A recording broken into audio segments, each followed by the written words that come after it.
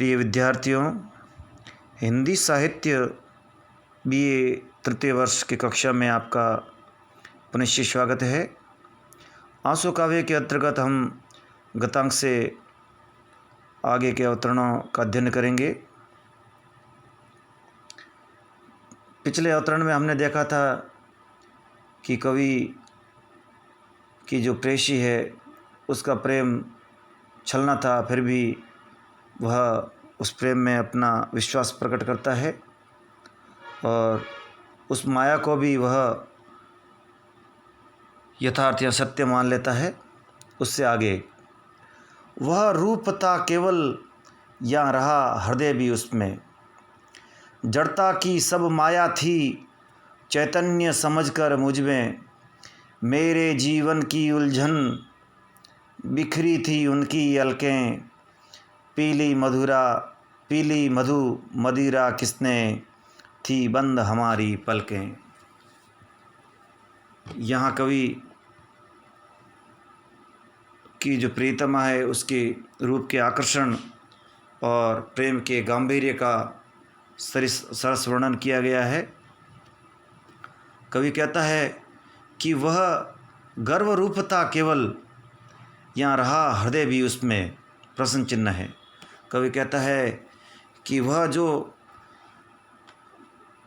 वह साक्षात कर रहा था, जो वह देख रहा था, केवल उसके रूप का गर्व था या उसमें उसका हृदय भी विद्यमान था, या उसके हृदय की भावनाएं भी विद्यमान थी।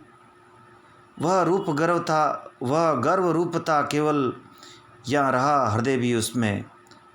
कवि वर्णन करता हुआ कहता है कि प्रिय का आकर्षक रूप क्या केवल रूप सौंदर्य का गर्व ही था, या उसमें हृदय की कोमल भावनाएं भी उपस्थित थी, विद्यमान थी।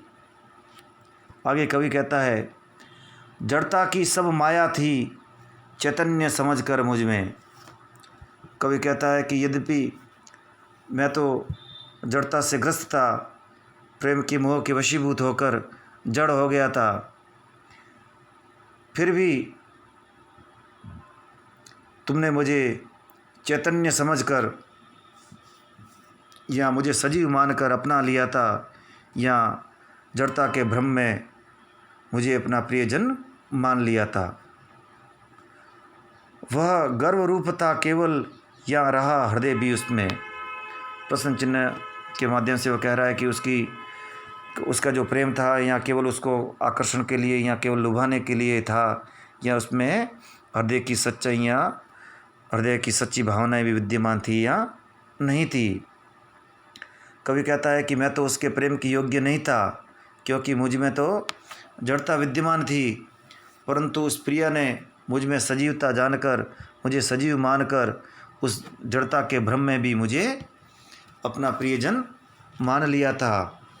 अगली जो पंक्तियाँ हैं बड़ी महत्वपूर्ण है। मेरे जीवन की उलझन बिखरी थी उनकी अलकें।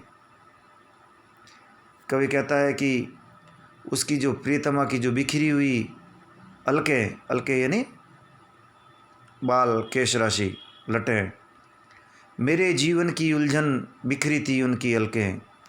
कवि कहता है कि उसकी प्रेयसी की अलकों के समान, उसकी प्रेयसी की केश राशि, गुंथी हुई केश राशि के समान उसका जीवन भी उलझ चुका था। वह प्रेम के मोहपास में पड़कर उसका जीवन भी पहले जितना सरल और सहज नहीं रह गया था।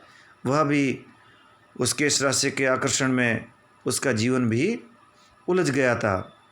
तो यहाँ पर बिखरी हुई अलकों से जीवन की उलझन की तुलना की गई है।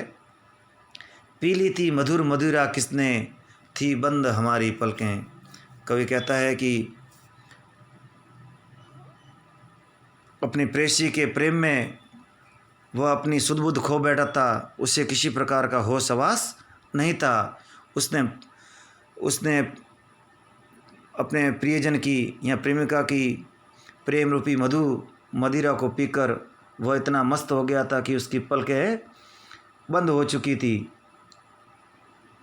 और उसे एहसास ही नहीं रहता है कि उसके जीवन की जो मधुर मदिरा थी वह कोई और पी गया या उसकी तो पलकें बंद थी, उसे इस प्रकार का एहसास ही नहीं रहा।